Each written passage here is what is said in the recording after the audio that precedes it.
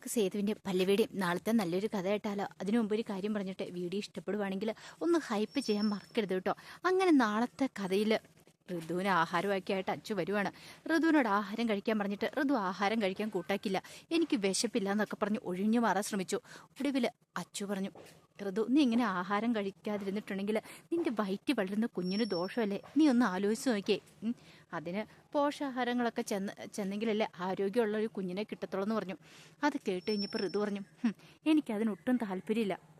പോഷകാഹാരമുള്ള ആഹാരം കഴിച്ചിട്ട് നല്ലൊരു ആരോഗ്യമുള്ളൊരു കുഞ്ഞ്, ഈ കുഞ്ഞിനെ തന്നെ എനിക്ക് വേണമെന്നില്ല. പിന്നെയാണ് അത് കേട്ട് കഴിഞ്ഞപ്പോൾ അച്ചു പറഞ്ഞു, നീ എന്താ ഇങ്ങനെയൊക്കെ പറയണേ?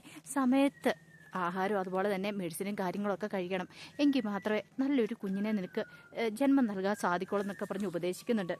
പിന്നീട് പോയി അവളുടെ ആ മെഡിസിൻ ബോക്സ് എടുത്ത് നോക്കിക്കഴിഞ്ഞപ്പം അതിനകത്തൊക്കെ മെഡിസിൻ ഇരിക്കുന്നു. ഒന്നും ഋതു കഴിക്കുന്നുണ്ടായിരുന്നില്ല. അപ്പോഴേക്കും അച്ചു പറഞ്ഞു, എന്താ ഋതു ഇത്? കഴിഞ്ഞ തവണ ചെക്കപ്പിന് എന്ന് കഴിഞ്ഞപ്പോൾ ഡോക്ടർ പ്രത്യേകം പറഞ്ഞല്ലേ നിനക്ക് വൈറ്റമിൻസിൻ്റെ ഒക്കെ കുറവുണ്ട്. അതുമാത്രമല്ല നിനക്ക് കുറച്ച് കോംപ്ലിക്കേഷൻസ് ഒക്കെ ഉള്ളത്. അപ്പോൾ ഈ മെഡിസിനൊക്കെ കഴിക്കണമെന്ന്. ഇതൊക്കെ കഴിക്കാതിരുന്നിട്ടുണ്ടെങ്കിൽ പിന്നെ എങ്ങനെയാവുമെന്ന് ചോദിച്ചു. അതൊന്നും സാരമില്ല അച്ചു, അതിൻ്റെ ഒന്നും ആവശ്യമില്ല എന്ന് പറഞ്ഞു.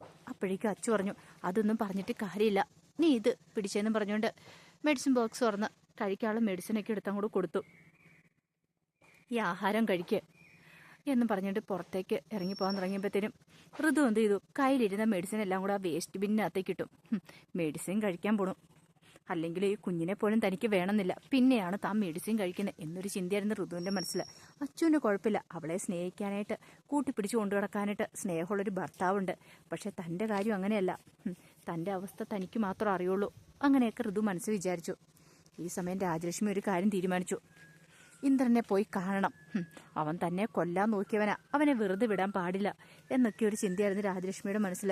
ഒരു പൊന്നുമടത്തിലേക്ക് പോകാൻ തുടങ്ങിയപ്പോഴത്തേനും പാറു പറഞ്ഞു, അമ്മേ അവിടെ പോയൊരു പ്രശ്നം ഉണ്ടാക്കല്ലേ. ഒന്നാമത്തെ കാര്യം ഋതു ചേച്ചി പ്രഗ്നൻ്റ് അല്ലേ, ചേച്ചിയെ വേദനിപ്പിക്കില്ലെന്ന് പറഞ്ഞു. കാരണം ചേച്ചി പ്രഗ്നൻ്റ് ആയതുകൊണ്ട് ചേച്ചിക്ക് അതിൻ്റെതായ ബുദ്ധിമുട്ടുകളും കാര്യങ്ങളൊക്കെ കാണുമെന്ന് പറഞ്ഞു. അത് കേട്ടപ്പോൾ രാജലക്ഷ്മി പറഞ്ഞു, അതൊക്കെ എനിക്കറിയാം മോളെ, നീ അതൊന്നും ഓർത്ത് വിഷമിക്കണ്ട, ഞാൻ ആരോടും ഒരു വഴക്കിനൊന്നും പോകുന്നില്ല എന്ന് പറഞ്ഞു. അങ്ങനെ രാജലക്ഷ്മി പൊന്നുമടത്തിലേക്ക് പോവാണ്. ഇതേ സമയത്ത് വല്ലാത്ത സന്തോഷത്തിലായിരുന്നു മയൂരി. കാരണം ഇനിയിപ്പം പേടിക്കേണ്ട കാര്യമൊന്നുമില്ല, തൻ്റെ ശ്രീകാന്തിൻ്റെ വിവാഹം നടക്കും എന്നൊക്കെ ഒരു ചിന്തയായിരുന്നു. അങ്ങനെ സന്തോഷിച്ചിരിക്കുന്ന സമയത്ത് സേതുവും പല്ലവിയും കൂടെ അങ്ങോട്ടേക്ക് വരുന്നത്. അപ്പോൾ സേതുവും പല്ലവി മേലെടുത്ത് വീട്ടിലേക്ക് ചെന്നിട്ടുണ്ടായിരുന്നു. വിഭവസമൃദ്ധമായൊരു സദ്യ തന്നെയാണ് അവിടെ ലക്ഷ്മി അമ്മ അവർക്ക് തയ്യാറാക്കി കൊടുത്തിരുന്നത്.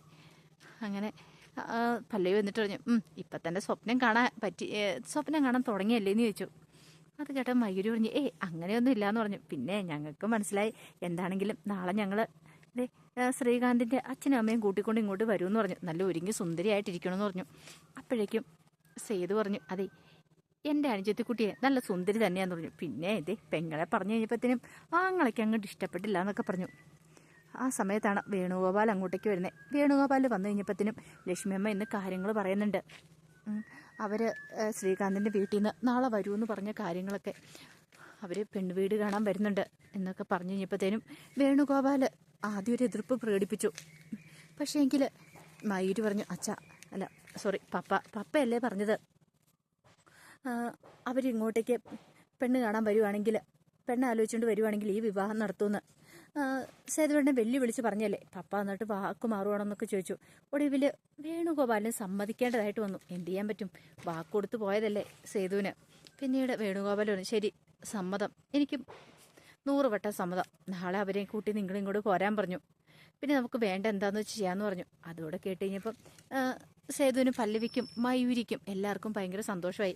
അപ്പം വേണുഗോപാൽ ഇനിയിപ്പോൾ എതിർക്കുമോ എന്നൊക്കെ ഒരു ചിന്ത അവരുടെ മനസ്സിലും ഉണ്ടായിരുന്നു. അതുപോലെ തന്നെ ലക്ഷ്മി അമ്മയ്ക്കും ഒരു ടെൻഷനായിരുന്നു.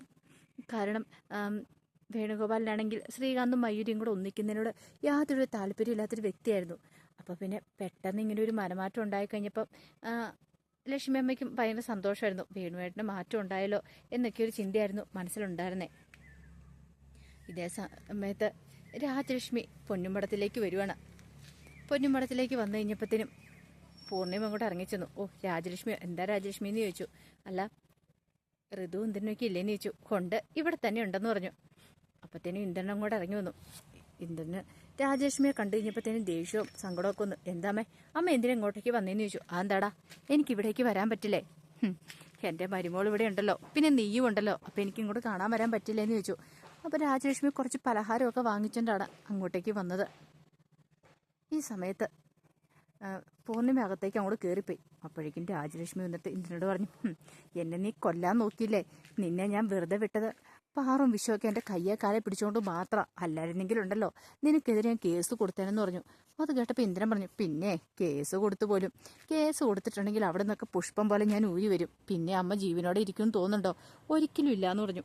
അത് കേട്ട് കഴിഞ്ഞപ്പോൾ രാജലക്ഷ്മിക്ക് നല്ല ദേഷ്യവും സങ്കടമൊക്കെ തോന്നി. പറഞ്ഞിട്ട് കാര്യമില്ല, താനാണ് ഇങ്ങനെ വളർത്തി വലുതാക്കി വിട്ടത്, അതിൻ്റെ ദോഷം തനിക്കിപ്പോൾ കിട്ടുന്നുമുണ്ട്. അതേ സമയത്താണ് സേതുവും പല്ലവിയും കൂടെ അങ്ങോട്ടേക്ക് വരുന്ന മേലെടുത്ത് വീട്ടിൽ പോയിട്ട് രാജലക്ഷ്മി പല്ലവിയെ കണ്ടപ്പോൾ ചോദിച്ചു, സുഖമാണോ മോളെ എന്നൊക്കെ ചോദിക്കുന്നുണ്ട്. സുഖമാണെന്നൊക്കെ പല്ലവിയും പറഞ്ഞു. ആ സമയത്ത് സേതു ഇന്ദിരനെ നോക്കിക്കൊണ്ട് ചോദിച്ചു, എന്താടാ അമ്മയെ ഇവിടെ നിർത്തി നീ സംസാരിപ്പിക്കുകയാണോ, അകത്തേക്ക് വിളിക്കണില്ലെന്നൊക്കെ ചോദിച്ചു. ഇന്ദിരനായാലും മറുപടി ഒന്നും പറഞ്ഞില്ല. അപ്പോഴേക്കും പല്ലവി പറഞ്ഞു, വാ കയറി വാന്നൊക്കെ പറഞ്ഞ് അകത്തേക്ക് അങ്ങോട്ട് കൂട്ടിക്കൊണ്ട് പോവാണ്. അപ്പോഴേക്കും ഋതുവും കൂടി അങ്ങോട്ട് ഇറങ്ങി വന്നു. ഋതുവിനെ കണ്ടു കഴിഞ്ഞപ്പോൾ രാജലക്ഷ്മി ഭയങ്കര സന്തോഷത്തോടുകൂടി എന്ത് ചെയ്തു, കുറച്ച് പലഹാരമൊക്കെ വാങ്ങിയിട്ടുണ്ടായിരുന്നു, അതുമായിട്ട് ഋതുവിൻ്റെ അടുത്തേക്ക് വന്നു. ഇതേ മോളെ, മോൾക്ക് വേണ്ടിയിട്ട് അമ്മ വാങ്ങിക്കൊണ്ട് വന്ന ഇതൊന്ന് കഴിച്ചു നോക്കാനൊക്കെ പറഞ്ഞു. പിന്നെ 1-2 കൂട്ടം പലഹാരങ്ങൾ ഞാൻ വീട്ടിലുണ്ടാക്കിയതുണ്ട്, അതൊക്കെ പറഞ്ഞുകൊണ്ട് അതങ്ങോട്ട് കൊണ്ട് കൊടുക്കുവാണ്. ഋതു അത് വാങ്ങിയിട്ട് രാജലക്ഷ്മിനെ ഒന്ന് നോക്കി. അപ്പോഴേക്കും ഇന്ദ്രൻ പറഞ്ഞു, എൻ്റെ അമ്മയ്ക്ക് എന്തൊരു സ്നേഹമാണെന്ന് നോക്കി നിന്നോട്, നിനക്ക് അമ്മയോട് സ്നേഹമില്ലെങ്കിലും അമ്മയ്ക്ക് നിന്നോട് സ്നേഹമുണ്ടെന്ന് പറഞ്ഞു. ആ സമയത്ത് ഋതു എന്ത് ചെയ്തു, കയ്യിലിരുന്ന പലഹാരം വലിച്ചിട്ട് ഒറ്റ ഏറായിരുന്നു. പലഹാരം പൊക്കി പിടിച്ചുകൊണ്ട് വന്നിരിക്കുന്നു, നാണമുണ്ടോ നിങ്ങൾക്ക് എന്നൊക്കെ പറഞ്ഞു ദേഷ്യപ്പെടുവാണ്. അത് കേട്ട് ഞാൻ പൂർണ്ണിമ ചോദിച്ചു, നീ എന്ത് പരിപാടിയാണ് കാണിക്കണേ, നീ എന്താ ഋതു കാണിക്കണേന്ന് ചോദിച്ചു. വേണ്ടെങ്കിൽ വേണ്ടാന്ന് പറഞ്ഞ പോരെ, അത് വലിച്ചെറിയേണ്ട കാര്യമുണ്ടോയെന്ന് ചോദിച്ചു. പിന്നെ എനിക്ക് ഇവർ കൊണ്ടുവരുന്ന പലഹാരം ഒന്നും വേണ്ട, അല്ലെങ്കിലും ഞാൻ ഇവരുടെ മകൻ്റെ കുഞ്ഞിനെ പ്രസവിക്കാനും പോകുന്നില്ല, പിന്നെ എനിക്കെന്തിനാ പലഹാരം, അതിൻ്റെ ഒന്നും ആവശ്യമില്ലെന്നും പറഞ്ഞുകൊണ്ട് ഋതു ഒരു ഭ്രാന്തിയെപ്പോലെ കിടന്ന് ദേഷ്യപ്പെടുവാണ്. അത് കണ്ടു കഴിഞ്ഞപ്പോഴത്തേന് രാജേഷ് പറഞ്ഞു, ഓഹോ, നിനക്ക് ഇപ്പോഴും അഹങ്കാരത്തിൻ്റെ ഒരു കുറവില്ലല്ലേ, നിനക്ക് എന്തെങ്കിലും ഒരു മനമാറ്റം ഉണ്ടായി കാണുന്നോർത്താ ഞാൻ ഇങ്ങോട്ടേക്ക് വന്നേ, അങ്ങനെയാണെങ്കിൽ നിന്നെ കൂട്ടിക്കൊണ്ട് പോകാമെന്നൊക്കെ ഞാൻ വിചാരിച്ച, ഇപ്പം എനിക്കൊരു കാര്യം മനസ്സിലായി, നീയും മാറാൻ പോകുന്നില്ലെന്ന്. നീ മാറിയില്ലെങ്കിൽ ഒരു കാരണവശാലും ഇവന് ഒരു മാറ്റം ഉണ്ടാകാൻ പോകുന്നില്ല. പിന്നീട് പൂർണ്ണിമയോട് വന്നിട്ട് പറഞ്ഞു, പൂർണ്ണിമേ, എനിക്കൊരു പ്രതീക്ഷയൊക്കെ ഉണ്ടായിരുന്നു ഇവൾക്കൊരു മാറ്റം ഉണ്ടാവുന്ന, പക്ഷെ ഇപ്പോൾ ഒരു കാര്യം മനസ്സിലായി, ഇവളും ഈ ജന്മത്തിൽ മാറാൻ പോകുന്നില്ല, പറഞ്ഞിട്ടൊന്നും ഒരു കാര്യമില്ല. അങ്ങനെയൊക്കെ പറഞ്ഞിട്ട് രാജലക്ഷ്മി കുറേ പൂർണ്ണിമയോട് പറയുന്നുണ്ട്. അതിനുശേഷം രാജലക്ഷ്മി അങ്ങോട്ട് ഇറങ്ങിപ്പോയി. അപ്പോഴേക്കും പൂർണ്ണിമയ്ക്ക് നല്ല ദേഷ്യമായി.